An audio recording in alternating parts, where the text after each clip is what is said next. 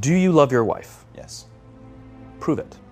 Like, what's the metric? Give me the number that helps me know, right? Because when you met her, you didn't love her. Now you love her, right? Tell me the day the love happened. It's an impossible question. But it's not that it doesn't exist, it's that it's much easier to prove over time, right? Leadership is the same thing. It's about transition. So if you were to go to the gym, it's like exercise, right? If you go to the gym and you work out and you come back and you look in the mirror, you will see nothing. And if you go to the gym the next day and you come back and you look in the mirror, you will see nothing, right? So clearly there's no results, can't be measured, it must not be effective. So we quit, right? Or if you fundamentally believe that this is the right course of action and you stick with it, like in a relationship, I bought her flowers and I wished her happy birthday, and she doesn't love me. Clearly I'll give up. That's not what happens. If you believe there's something there, you commit yourself to an act of service. You commit yourself to the regime, the exercise. You can screw it up. You can eat chocolate cake one day, you can skip a day or two. You know, it allows for that. But if you stick with it consistently, I'm not exactly sure what day, but I know you'll start getting into shape. I know it. And the same with the relationship. It's not about the events. It's not about intensity. It's about consistency, right? You go to the dentist twice a year, your teeth will fall out. You have to brush your teeth every day for 2 minutes. What does brushing your teeth twice a day for 2 minutes do? Nothing. Unless you do it every day, twice a day for 2 minutes, right? It's the consistency. Going to the gym for 9 hours does not get you into shape. Working out every day for 20 minutes gets you into shape. So the problem is we treat leadership with intensity. We have a 2-day offsite, we invite a bunch of speakers, we give everybody a certificate, you're a leader, right? Those things are like going to the dentist. They're very important, they're good for reminding us or getting us back on track, learning new lessons, but it's the daily practice of all the monotonous, little, boring things like brushing your teeth that matter the most. She didn't fall in love with you because you remembered her birthday and bought her flowers on Valentine's Day. She fell in love with you because when you woke up in the morning, you said good morning to her before you checked your phone. She fell in love with you because when you went to the fridge to get yourself a drink, you got her one without even asking.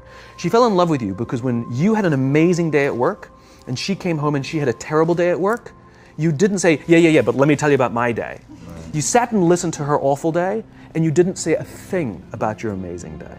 This is why she fell in love with you. I can't tell you exactly what day, and it was no particular thing you did. It was the accumulation of all of those little things that she woke up one day and as if she pressed a button, she goes, I love him, right? Leadership is exactly the same. There's no event. There's no thing I can tell you you have to do that your people will trust you. It just doesn't work that way. It's an accumulation of lots and lots of little things that anyone by themselves is innocuous and useless.